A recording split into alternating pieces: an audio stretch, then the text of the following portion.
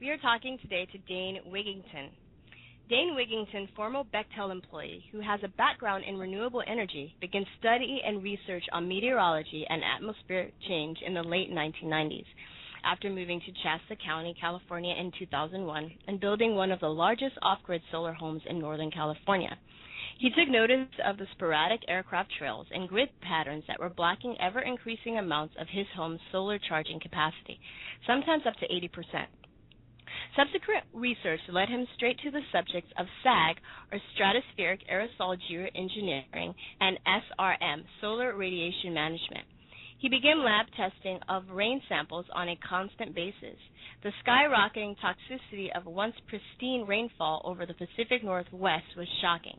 Massive and ever-escalating quantities of the exact heavy metals called for in numerous geoengineering patents were present in all samples tested at Northern California's state-certified lab.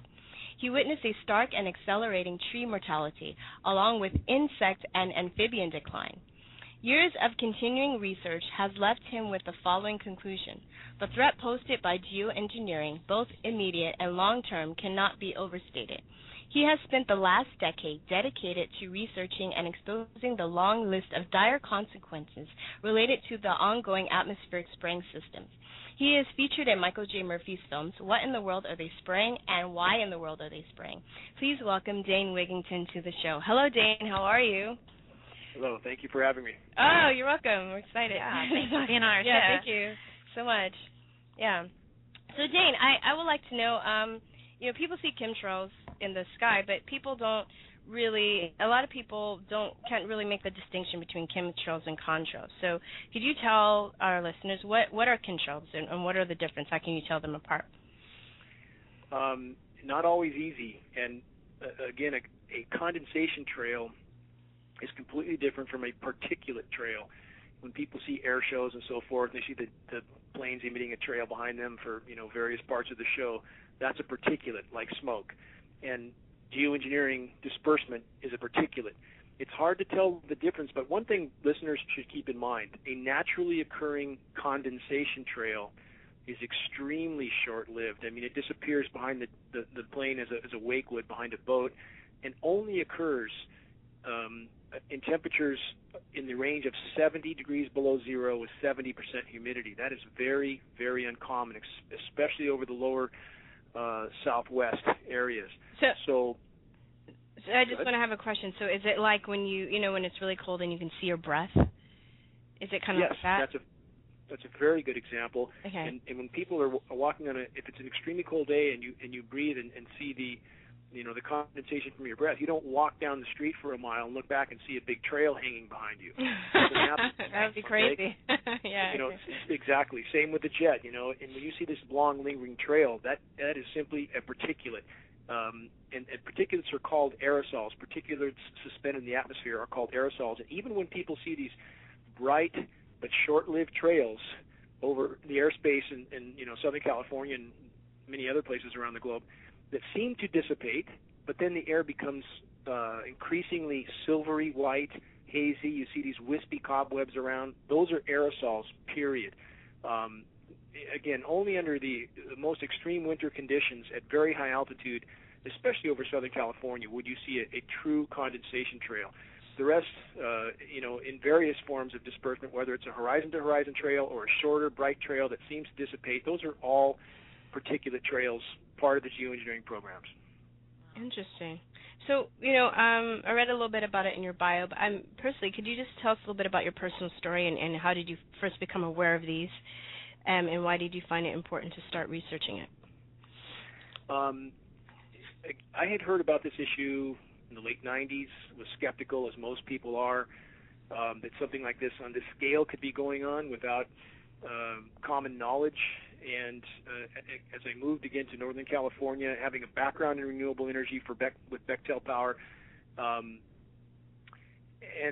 beginning to lose really massive amounts of my solar power uptake from whatever these aircraft were emitting, and it would eventually block the entire sky out with a blanket of very industrial, dirty-looking haze. And it was a short trip to the subject of geoengineering, and there was a mountain of data there, and I was astonished that I hadn't heard anything about this, but as we began to fill in the dots, starting with water testing, with precipitation, rain testing, and from a test in '06 that from a single rain event that contained 7 parts per billion of aluminum, which is already very high. There should not be aluminum in the rain over the Pacific Northwest. And one of my first steps was to talk to a hydrogeologist who made it clear to me there shouldn't be aluminum in my rain unless I live next to, in his words, an Alcoa factory. So over the next few years, we had rain events, single sampled from a rain event, or a single rain event, the particulates went as high as 3,450 parts per billion of aluminum. That's nearly a 50,000% increase. I mean, it's literally toxic rain, and we're seeing the effect, horrific effects on the forest floor. As you mentioned, the decline in amphibian life, aquatic insects. Many types of flowers are now not coming up at all. Oh, God.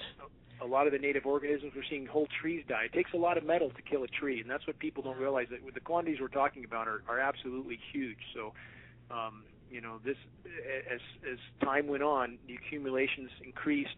The soil pHs in the forest floor changed to a magnitude of about 10 to 15 times toward alkaline. Again, huge amounts of metal falling on us, and then we begin to connect the dots with other people around the globe that were experiencing the same symptoms. And you mentioned aluminum, but it's not just aluminum, right? There's other heavy metals that you're finding in these water and soil samples, correct? Yes. Now, you can only find what you're looking for, if you will. Right. So it's not like you can run a water sample down and say, hey, tell me what's in this. You have to tell them what you're looking for. So we can only guess at what other things may be in the samples, but we've tested repeatedly for aluminum, barium, strontium, and manganese, and every test in which those elements were tested for contain those elements. Now, a lot of people assume that our state agencies, water quality, CARB, which is California Air Resources Board, that if this was really coming down on us, they would tell us. But that couldn't be further from the truth. I've been in high-level EPA meetings in Sacramento. One was arranged by a congressional representative with 5 high-level EPA people. I was told in a closed-door meeting that basically the system is rigged. Not their words; those are my words. But when you're told that they are mandated to test for combustion particulates only, and the rest of the sample goes out the window, well, that's a rigged system. You can't find what you're not looking for, and this is really unbelievable that one of the biggest air testing agencies in the country is told to throw most of their sample out the window, told only to look for certain elements and not to even ask questions on the rest. And the same is true for California Water Quality, who stopped testing for aluminum in 2002. So it seems a great deal of planning went into the preparation for these programs to go so that they would continue on undetected. Wow. And in the United States, our government actually has the legal authority to experiment on the U.S. citizens without telling them, right? And so can you explain a little bit about the law that allows them to do that? They do. In many people, when it comes to weather modification, it sounds very sci-fi to people, but in fact, it's as real as it gets. The history goes back a long ways, and many people think that they just started this spraying a few years ago. Not true. Based on available data, that appears to be very off the mark. It looks as if geoengineering experimentation started in the late 40s. So this has been going on a very long time, and it has advanced to the point in the 60s where the U.S., with Project Popeye, that's a weather modification program in Vietnam, which is well publicized and well documented. It was so successful at altering the weather over Vietnam that in 1976 the United Nations passed a resolution forbidding weather manipulation in wartime. But it did not forbid member countries to experiment in their own airspace over their own populations. So, again, one of those massive loopholes that makes us all guinea pigs in this global experiment. And not that anybody, especially the U.S., pays any attention to international law anyway. But, yeah. These programs are completely unregulated, completely unmonitored, and completely out of control. Wow. And you mentioned Project Popeye. Actually, I'd never heard of that before, but that's Project Popeye that during the Vietnam War they were using this. And they were also spraying the chemical Agent Orange, which is manufactured by Monsanto. So what, if any, is the connection between this chemtrailing, the Monsanto Corporation, and is there any connection to the Gates Foundation? Well, the Gates group appeared to be on the fringe dabbling with geoengineering, and many times that type of publication is simply to distract people from what's really going on. Whatever Gates is involved with is really a red herring compared to the NATO country collaboration for global geoengineering, which pales any private effort that could ever happen. And you've seen many very fringe proposals for geoengineering, like space mirrors or suspending a hose in the stratosphere to pump aerosols out. And again, these are red herrings. These are designed to make people think, oh, this is all just some scientist's crazy idea and it's not going on. It's all designed to distract people from the fact that they're spraying the hell out of us right now and have been for a very, very long time. Thus ADD, Alzheimer's, autism, and a host of other diseases and ailments related to heavy metal exposure are going off the charts. Tree death in the boreal forest is going off the charts. Global drought, which is another indisputed consequence of geoengineering, is absolutely record around the globe. So, again, the totality of effect from geoengineering, as you stated earlier, can't be overstated, because there's nothing alive that it doesn't affect. It thwarts the entire hydrological cycle, which is the cycle of rain, from top to bottom. The rain that does come down is toxic. And right now, again, the drought you see in the continental U.S., record drought, and when they try to insinuate that this is the worst drought in 50 years, the records would dispute that. They always try to give some form or event as it being worse so that people think, oh, well, this can't be that bad because it's not the worst. There's almost no truth in any of the record-keeping, temperatures recorded around the country and around the globe. All data is being modified and spun to hide the true extent of this situation. And back to Monsanto, yes, why would we not think they're part of this cabal when right in the middle of the worst drought recorded in the continental U.S., they introduced their abiotic-resistant corn. It's aluminum-resistant, drought-resistant, certainly disaster capitalism, if people know what that term means, disaster capitalism at its worst. Yeah, Hegelian dialectic, right? Kind of, yeah. Right there, yeah. How convenient, right? Certainly. We just happen to have this corn that can grow through anything. Sorry. Exactly, and this is on that's on that issue. Michael Murphy's new film, Why in the World Are They Spraying, outlines that very, very well, and people can find that at whyintheworldaretheyspraying.com. And again, they can start to connect the dots. And as people have to pay $10 or $15 for a box of cornflakes, they're going to start asking questions, which is it's about time. And again, they literally are controlling the food supply at this point, and poisoning soils to the degree that not much will grow except a genetically modified seed that's designed not to react from the toxin that's now in the soils across the globe. So we're quite literally being held hostage with our food supply by these people. Wow. Uh-oh. Now I can go into other regions now. There are much bigger aspects of the ongoing spraying that I believe almost none are aware of. The spraying is decimating the ozone layer. Does the sun feel hot on your faces of late? Yeah. Have you noticed how hot the sun feels? Yeah. The ozone layer is being ripped apart, and again, there is no data to dispute this. When you put particulates in the upper atmosphere, it decimates ozone, period. It causes a chlorine molecule reaction, destroys ozone, period. So we now have a massive northern hemisphere ozone hole that they're trying desperately to hide from the public, to the degree that they're threatening to fire scientists if they speak to media. So we have a huge northern hemisphere ozone hole. This is not the southern hemisphere hole we've heard about for decades. This is new, and it is literally so intense now that in Northern California, it's burning the bark off the sides of trees. That's how intense the UV is right now. But, so go ahead. I have a question. So is this ozone layer mainly due to the result of their spraying, or is it the result of their spraying and other factors too? Because I think when in school, when I learned about it in the 80s, they was like, oh, the ozone layer is because of greenhouse gases. So, I mean, were there...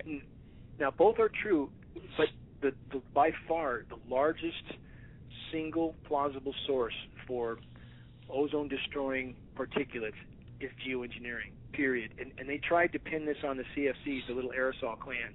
But most people can figure out that if you have hundreds of jets on a daily basis depositing literally tens of millions of tons of these particulates into the atmosphere on purpose, isn't that a much bigger source of ozone-destroying material than aerosol spray cans on the ground? I mean, that was simply, again, a red herring, trying to blame something, and so people feel they found the reason this is happening, and thus hiding the real reason, which is geoengineering. And again, all the science data, all of it, does not dispute, or none of it disputes, I should say, the fact that geoengineering will destroy ozone, period. And this is, again, no ozone layer, no life on Earth, period.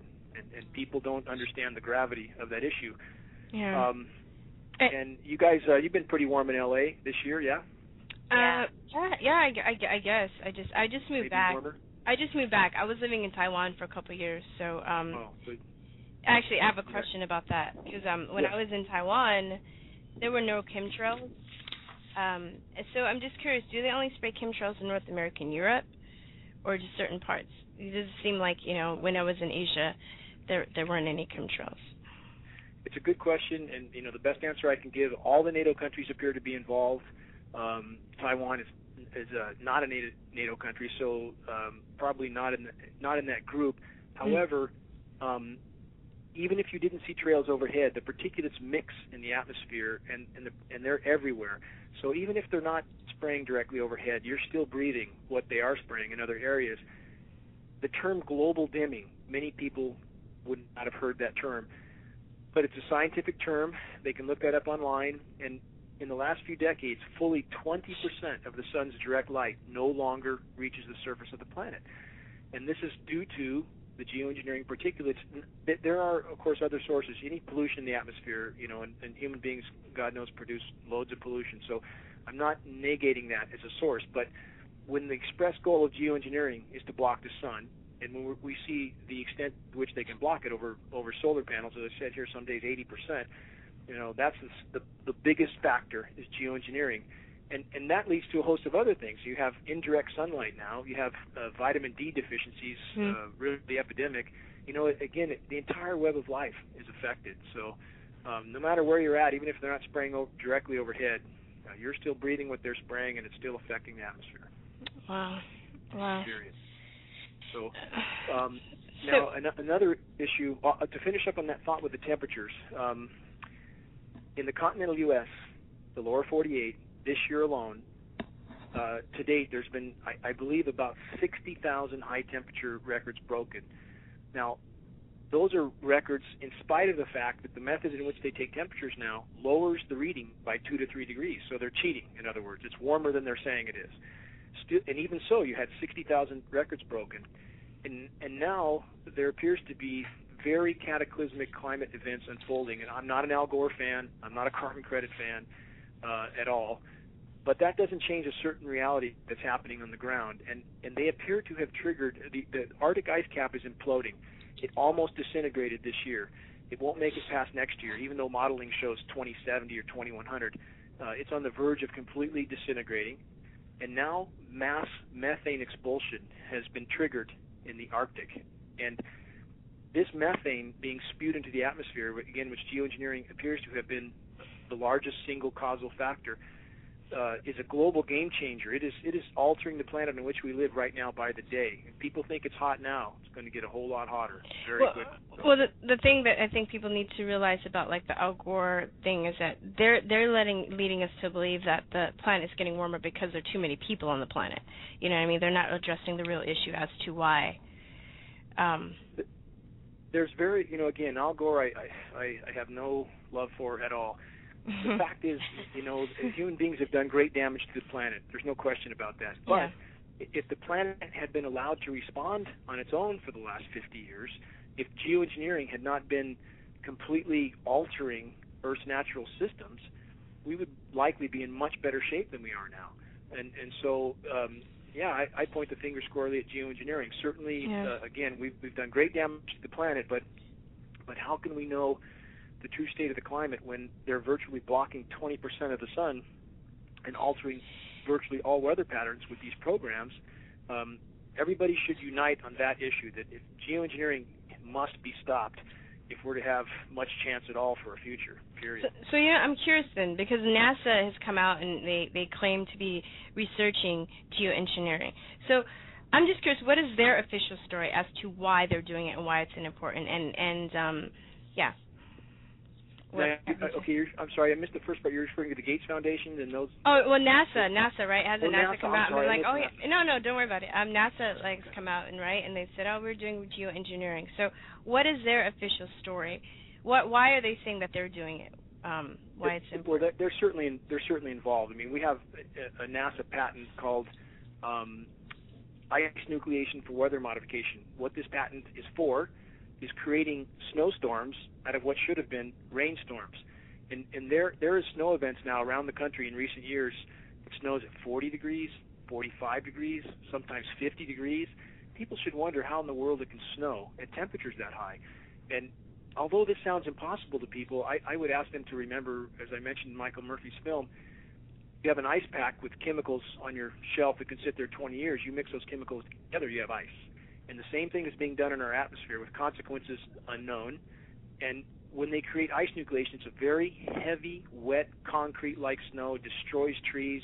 And they are clearly doing this. China openly announced they were doing this. And again, once you nucleate that ice, even if the temperatures are high, you can produce snow out of what would have been rain. And China openly announced they were doing this. The first time over Beijing had a lot of publicity. Second time, a lot of publicity.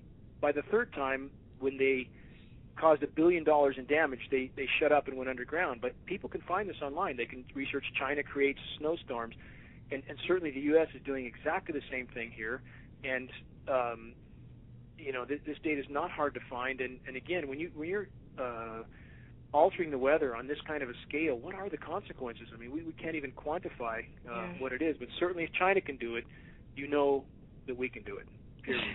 Yeah. And it appears that we are. So people can find data on that, again, on various sites. But if they put that into a search engine, China creates snowstorms, they'll see this. But why would they do that? People ask, why would they want to create snowstorms? Again, the planet, the climate has been horrifically decimated, period. The planet is warming, period, at an absolutely devastating rate. It's not about Al Gore, it's about reality. And again, geoengineering appears to be fueling this along. And so in order to try to hide the damage, to create, anytime there's snow on the ground, anytime there's white on the ground, that reflects sunlight and decreases warming. So, it appears that they're doing damage control and trying to undo some of the damage they've already done, but in reality doing more damage in the process. Wow. So, you did say, we talked about NASA and maybe a connection to Monsanto. Do you have any other ideas about who else might be responsible for the chemtrails and who's operating them? And are there people in the planes, or are they drones? Do you know? Have you found that out yet, or what? Can't answer that one. I mean, that would be. I think it's possible that there are some remote planes, but certainly couldn't answer that with any certainty. Okay. Because they do have the technology for that. We know that. They've had it for several decades. So that's a possibility. It appears that commercial carriers are, in fact, part of this operation, but not to insinuate there's any commercial airline pilots that necessarily have a clue. The data on the net indicates that there's letters from union mechanics and so forth that have been reprimanded and fired for asking why they don't get to work on these particular mechanisms in the airplanes, and which could be all remote GPS controls, so that anybody actually as part of the airline crews would not have a clue what their jet is doing or not. And commercial carriers have been identified with GPS tracking as dispersing these particular trails. So clearly they seem to be involved, and it would make sense. I mean, you have Project Cloverleaf, which people can look up, which appears to be the involvement of the commercial carriers, and commercial routes are being kept in the air in non-profitable routes simply to have more aircraft in the air for these programs. So the totality of the geoengineering web is it's hard to get your arms around how many aircraft we're talking about, how many industries involved, and I've personally spoken to a management person from Jeppsen, who is a subsidiary of Boeing, and Jeppsen is the Global Flight Coordinator Group. And when the subject of geoengineering came up, end of conversation, he walked away. Clearly he knew what I was talking about. Clearly he wasn't supposed to discuss it. So, people swear to secrecy and to keep their 9-to-5 job and keep their career, but at what cost? How do they look their children in the eyes? I don't know. Do you think they really have any conscious comprehension of what they're doing? Really? Not to the degree we have, no, because they choose not to look. Yeah. But again, back to the damage these programs are doing to the planet. If I could outline that briefly, to try to give people an idea of the totality of damage it's doing, it's stopping global rainfall or thwarting it. Yes, we have deluges in places, but overall global rainfall has been greatly diminished. It's poisoning the air we breathe. It's poisoning our soils and waters. It's shredding the ozone layer. As it poisons the forest floor, the forest no longer produces oxygen. Global oxygen supply, or global oxygen content, atmospheric oxygen, is plummeting. So there's less oxygen in the air we breathe now because the trees are literally dying. They cannot emit oxygen. Now, as you shred the ozone layer, you have a much more penetrating radiation, which penetrates the seafloor as the Arctic ice cap melts. Again, I explained earlier the albedo, which is the reflectivity. Ice reflects sun, ocean absorbs sun. That's very simple. Ice reflects about 93% of the incoming sun's thermal energy. The ocean absorbs about 90% of that thermal energy. So now you have a warmer ocean, which then releases methane on the seafloor. People know what the Bermuda Triangle was. They've heard of the ship sinkings and so forth. It's not aliens. It's methane releasing from the seafloor. As the ocean warms, it releases massive methane pockets from the seafloor. It aerates the water like a bottle of champagne. The ships have no buoyancy and they sink. Well, this is happening in the Arctic now on a scale that literally puts life on Earth in the balance. And the geoengineering appears to have helped trigger this. So the amount of decimation they are doing literally holds life on Earth in the balance. If people research this issue, they would absolutely pick up this torch. This is not just another environmental issue. It is the issue. If this issue is not dealt with, we'll have nothing to care about very soon. Last year, when we had those massive deaths, they kept cropping up every week. We were hearing about massive bird deaths and fish deaths. Do you believe that geoengineering was involved with that? That's a very good question. I do believe that. In fact, people heard about the birds dropping out of the sky in the continental U.S. What they didn't hear about is that happened in 34 places around the globe. Wait, just birds? Because when I was in Asia, they had a bunch of cows to die, and there was fish and there was shrimp or something. Fish. Yeah. There's a bunch. I think there's a long list of various deaths. Whether it's different regions had the fish or livestock or so forth. But in relation to just the birds, in this case, 2 weeks after this happened, the EPA came out and said, "Oh, gee, that was us. We were doing some eradication." Well, we're not going to buy that when it happened in 34 places around the globe. And on that note, a former Bush aide, John Wheeler, was seen at that time outside the Pentagon, apparently arguing with someone about this issue, that he was going to blow the whistle on what this was, and he was found in a landfill dead 2 days later. So this is the big league, certainly, and this is inarguably the greatest single crime in human history. And people ask all the time, well, why would they do this? Okay, if they're breathing the same air, why would they do this? That's makes it hard for people to believe this would be going on. But when we're talking about insanity, which is what we are talking about, those in these positions of power clearly are not sane. And the same people have detonated over 1,800 nuclear warheads. 1,800. And because of that, all of us, including them, have strontium-90 in their bones. They've contaminated everything on the planet, including themselves. And they did this, and we know this. It's historical fact. I mean, don't they know after a couple dozen that these things work? But yet they blow off 1,800. And again, the same with using depleted uranium and ammunition. These people don't seem to care about the consequences of their actions. And so you can't come up with a logical answer for people that are clinically insane. So the data's there. These programs are real. Well, they also have seed banks, and you can look that up too, right? They have seed vaults and stuff. It seems like maybe they have found a way to protect themselves if stuff goes down. To some extent. Yeah, to some extent, because they have like underground bunkers and they have seed. There's a huge, seed vault and stuff. So it's in the Arctic. It's called the Doomsday Seed Vault, appropriately enough. And yes, they have been preparing for this. Bill Gates is part of that also. Yeah. So my favorite guy. Yeah, exactly. These people, but what they don't understand in their insanity is that when you trigger an event like the methane mass expulsion, and people should look this up, they should educate themselves on this issue. Again, we're covering that on the website geoengineeringwatch.org, because this is a global game changer that I think will make it impossible for them to hide the geoengineering much longer.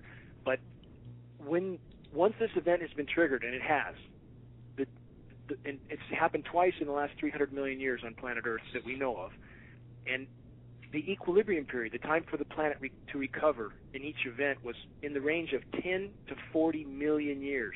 That's a long time to stay underground in a bunker. Don't think they're going to make it that long. So they don't seem to comprehend the direness of what they are causing on the planet right now. And how did they sort of come in so covertly so that people aren't aware of this issue? Because I can see them so clearly all the time, and they seem so obvious to me, but most people have no idea that they're spraying, or they don't notice the difference between a chemtrail and a cloud. I mean, but to me, it's very obvious, the difference. So how did they just start very slowly, or how is it that they were able to do this without people noticing? It's a really, really good question. Well, you guys are awake, and a lot of people simply have been conditioned. And it appears, people note that these trails can be seen in some of the bigger Hollywood productions going back to the 60s in the sky.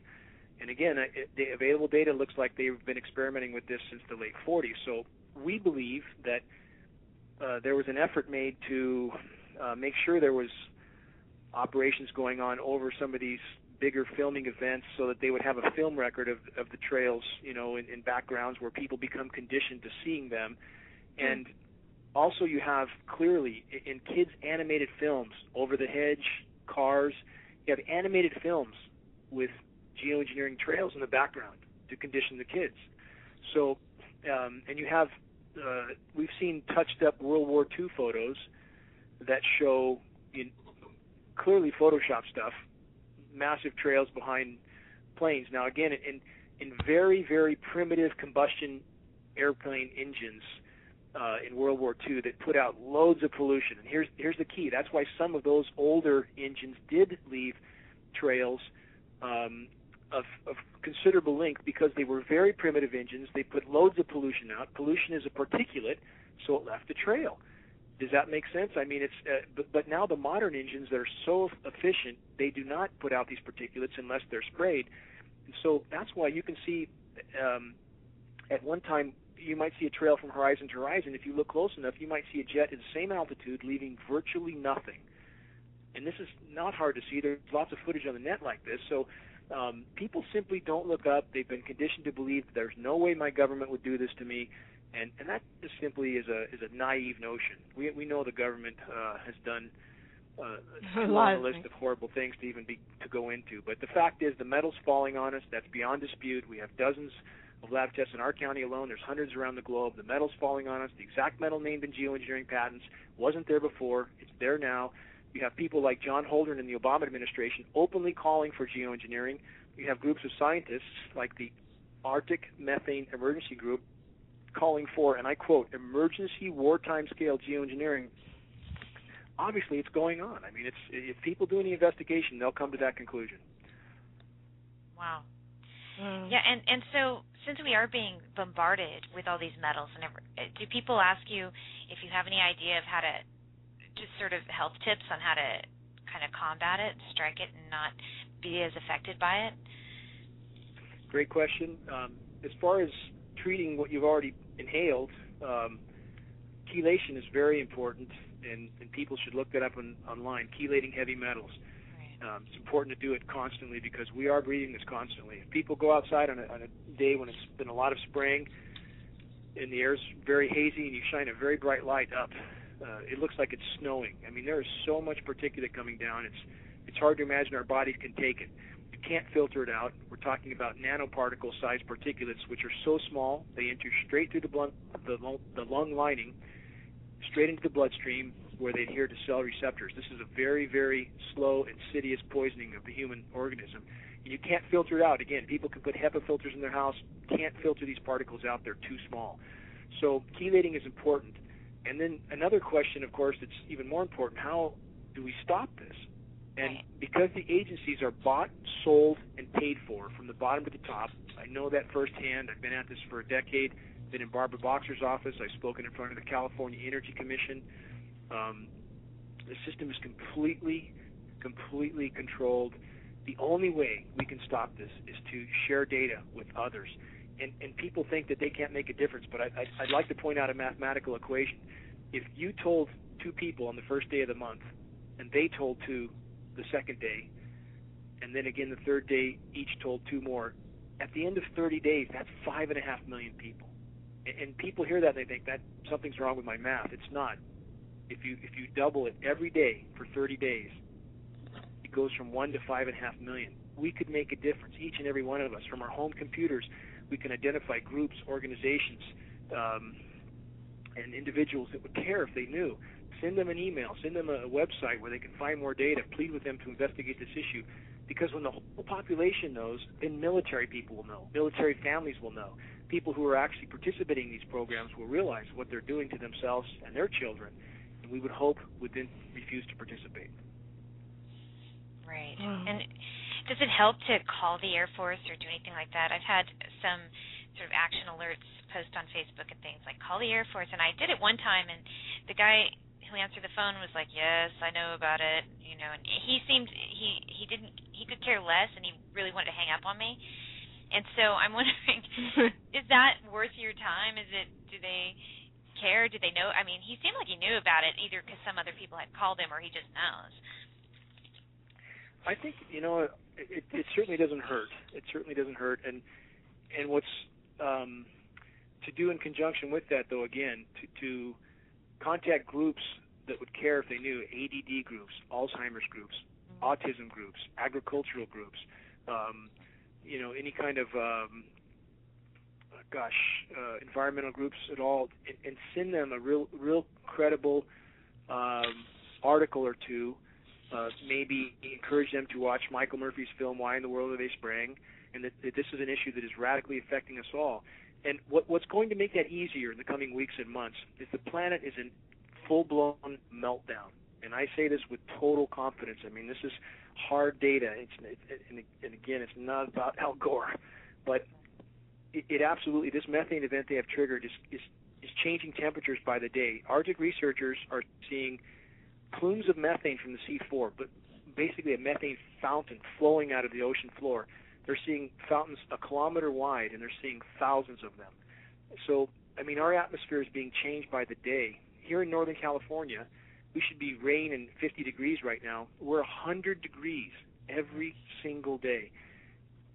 This is hard to imagine in almost October in the Pacific Northwest. Yeah. It's supposed to be 100 degrees every day for as far as they can see right now, the next few weeks. And the forest is literally dying. And so, I mean, our planet is changing. You see the fires that are happening, again, all over the globe. What people don't know because it's not reported, in Siberia, for example, as of the end of August, Siberia lost 74 million acres from fires. 74 million, it's hard to get your arms around. You have fires all over the U.S. as well. And again, as this is a self-feeding cycle. As the fires burn, they expel more material in the atmosphere. We lose more of our oxygen production on the ground because we've lost all the trees, right? And so the atmosphere gets warmer. That warms the oceans, releases more methane, more warming, more fires. It all feeds on itself. And as they spray, another reason we have more fires is because they're drying everything out. The spray causes drought, dries out the atmosphere, dries out the forest. And I have a question. Does the aluminum too, like, attribute to the fires because it's easy? Yes. Yeah. Good question. Yes, it does. Aluminum particulates are an incendiary. So as the tree foliage is covered with all these settling particulates, that makes them burn that much hotter yet. And you have dry lightning because all these electrically conductive particulates are in the atmosphere, so you have much more lightning, and you have clouds that are no longer dropping the water, so you have lightning with no rain, which means more fires. So again, geoengineering is decimating virtually all the life support systems on the planet, period. If it doesn't stop, we're done. Oh, God. Yeah, it's hard that serious. It's very serious. It's hard to even put it in order of, like, what's more dire. I mean, these heavy metals are being sprayed with it. That's obviously a huge problem. It's causing all these problems, and then the weather modification. Is this one of the things that I remember from the film was that they were saying that sometimes the spraying can cause, in fact, a cooling during the day and then a heating at night, which is interesting because I've noticed over the years that evenings are very hot sometimes. All of us in the house sleep with fans on us because it's just so hot at night. And so is this weather modification, does this have anything to do with the HAARP agency? Yes, those are both. There's a couple questions there, and they're both good. On the first question, yes, the geoengineering particulates deflect some of the incoming thermal energy during the day, but they trap it at night. And so, again, this is cutting your nose off to spite your face. They can create short-term cooling anomalies over large regions, but at the cost of a worsened overall warming. So that's why nighttime lows are rising twice as fast as daytime highs, because they're trapping so much heat at night. And so, yes, it's absolutely worsening our situation overall.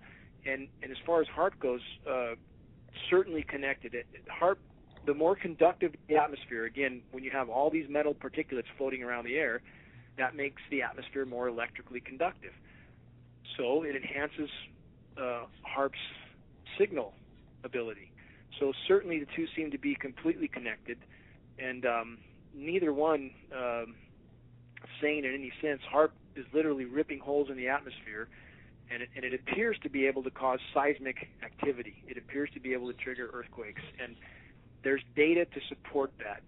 I don't say that lightly or loosely. Data supports the ability of such a low frequency and such a strong signal to be able to cause seismic activity, and there is ample data to back that up. So these guys are literally wreaking havoc on planet Earth in their quest for total power. But if it doesn't stop, they're going to go down with the rest of us. And the total geoengineering scenario, which includes HAARP, as you mentioned, after a decade of research, and I've said this many times, but I say confidently that if one looks at the data, you can only conclude that short of a nuclear catastrophe, the greatest and most immediate threat to all life on Earth is the geoengineering programs. Wow. And can we contribute any of these, like the Katrina hurricane, or can you guys sort of link HAARP or the geoengineering to any of these catastrophic events? It's impossible to know the exact degree to which certain events have been manipulated, but because HAARP can heat the atmosphere, and again, none of the science data disputes that. HAARP heats the atmosphere, which can cause a bulge in the atmosphere, which causes a high-pressure system, which can steer the jet stream, which can then maneuver hurricanes, and the data supports that. So, and also, people might wonder, well, how come, we got wiped out with hurricanes in 05, 06 and nothing since? There hasn't been a major landfall since. Well, the Discovery Channel even announced, although they don't say it anymore, that the U.S. instituted its hurricane suppression program after 05, 06. Well, gee, it's an amazing coincidence that the only hurricanes that spin, that are allowed to spin, that aren't sprayed to death, are the ones that hit Cuba or Haiti. They let those ramp up and do devastating things to those countries. Anything heading at us, we have the satellite imagery. I mean, they spray the hell out of it. We have imagery we post on geoengineeringwatch.org off our coast here, off the U.S. West Coast, they blanket spray the North Pacific every single day, and that is shutting off our rain, period. Shredding the ozone, period. I mean, we are literally in a fight for life at this point. People don't realize it, but they will, because the planet is changing by the day right now due to the methane that's been triggered and the global drought that they continue to fuel. So it's quite literally an immediate fight for existence, and that's, I don't say that lightly. You know, I put a lot of research into this, and that's not alarmism. I mean, that's a fact. If people look at this data, I think they'll come to the same conclusion. But yes, there's nothing that's not being messed with. There's no natural system on the planet that's not being altered at this point, and all we can do is screw it up. Wow. Sorry, take a breath because it's just. It is a bit overwhelming, but it's. I mean, it's better to know, because otherwise there's nothing we can do about it if we don't know anything. So it's certainly a very pressing issue, and you know, my son has autism, and I will certainly share this information with the people in our community, because I don't think a lot of people are aware of it. We're aware of the GMOs and the vaccines and other areas that we're getting bombarded with these metals or toxins, but the chemtrailing is still kind of, I think it's really hard for people to wrap their head around that this is going on. It's very hard. I mean, because you do feel powerless when they're spraying you from the sky. Let me give one more dire point, and then I'll give a little bit more of a solution. There's another aspect of this, that, you know, knowing your son has autism, that there's an element called synergistic toxicity, which means simply when you combine two different toxins, they become much, much worse. We all have mercury in us. We know that from vaccines, from coal-fired power plants, in the air we breathe, from the fish we eat. We have mercury in us. Studies that we were given on synergistic toxicity, if you take enough mercury to kill 1 in 100 rats, and again, we all have mercury in us, and you combine that with enough aluminum to kill 1 in 100 rats, all the rats die. Toxicity is increased by 10,000% by combining those two metals. No arguing that we all have those two metals combined in us now. We all do, period. So they know what they're doing. They certainly know what they're doing. And whatever aspects are on this agenda, they know they're sickening the population. They absolutely know. We have studies from the Navy from the late 90s that, you know, on the particulates and the effect on the human organism. They absolutely know. So what can we do? Again, telling, you know, the autism organization or people in your community to share this information is done a lot more effectively if you do it correctly. Not to go into some big rant and start getting into facts that you can't quite remember, or, you know, just freaking people out. What we recommend, again, having a copy of Michael Murphy's film. If people buy a single commercial copy, it helps him to be able to carry in this effort. He is every dime he makes goes into this. It's just to keep him going. He is the most unselfish person I've ever met. I mean, he allows duplication of his film for that reason. His only goal is to get the word out. So if people get a commercial copy and make copies, you can make a copy for 50 cents. Have a copy of a DVD to give somebody that's labeled appropriately, so they are curious about it. You know, why is the global spraying going on, or something, and then to give them a flyer, an information flyer, a single sheet, so that they have some clue what the hell we're talking about here. And people can go to, we have various flyers that we have used on the website. If you go to geoengineeringwatch.org/ADS ads, geoengineeringwatch.org/ads, people can find various flyers on there. You can make a flyer for 10 cents. Hand them a DVD and a flyer and say, this issue is direly serious. Please investigate. It doesn't flip people out. One of our flyers says, are we the experiment? Here are the facts. You decide. That's kind of strikes a curious chord in people. They don't want to be part of an experiment. And there's a lot of data there that makes them understand this is real. This is not hocus pocus. So that approach, flyer, DVD, you know, passing them around, and there's websites on the flyer, that can really help. Wow, thank you. We're just about out of time. We also want you to, would you please tell us your website? Give us a plug in. The website I'm involved with, there's 4 of us involved with this website. Michael Murphy's one, a very, very exceptional woman named Yvonne Noctegal is part of it, and then Mauro Oliveira, who started it. But 4 of us involved with this site, and it's called geoengineeringwatch.org. There's no politics, no ads. There's only geoengineering data, satellite photos. We post new data all the time. And there's been about 5.5 million visitors on our site. There's been about 250,000 military visitors, and that's the key, that the military people need to know what they're participating in. A lot of good people in the military, they just don't know what they're involved with. We need to educate them. Definitely. And that's the way by which we might be able to stop this. And again, if this issue isn't stopped, nothing else will matter. Wow, thank you so much. Yeah, that's really useful information. A lot of people, when they become aware of this, get very upset and very depressed, and because they sort of feel helpless as to what to do about it. And so this is useful to us, and we thank you for your time. And once again, it's geoengineeringwatch.org is where your website is, correct? Yes. Okay, great. The people are not helpless, and if they picked up this torch and made it their goal to share with two every day, every other day, exponentially that equation grows. If we all did this, it wouldn't be long before the whole country would know, period. Okay. Oh, well, thank you so much, Dane, for your time. Thank you, too. Thank you so much. Have a great day. You too. Thank you so much. All right, we just said goodbye to Dane Wigington. We're about to go to break, but before we go, we want to play you this excerpt from Skull. This guy's name is Skull, and the video is called Cry Die, and it's being labeled as a Chemtrails song. So if you want to see the video, it's a really nice video. It's on YouTube. You can just type in Skull, maybe dash Cry Die, or in parentheses, the Chemtrails song. Yeah. So, all right, we will be back. Yeah. Short break. Yeah, we're going to take a short break, and we're going to play the song for you. So stay tuned. All right.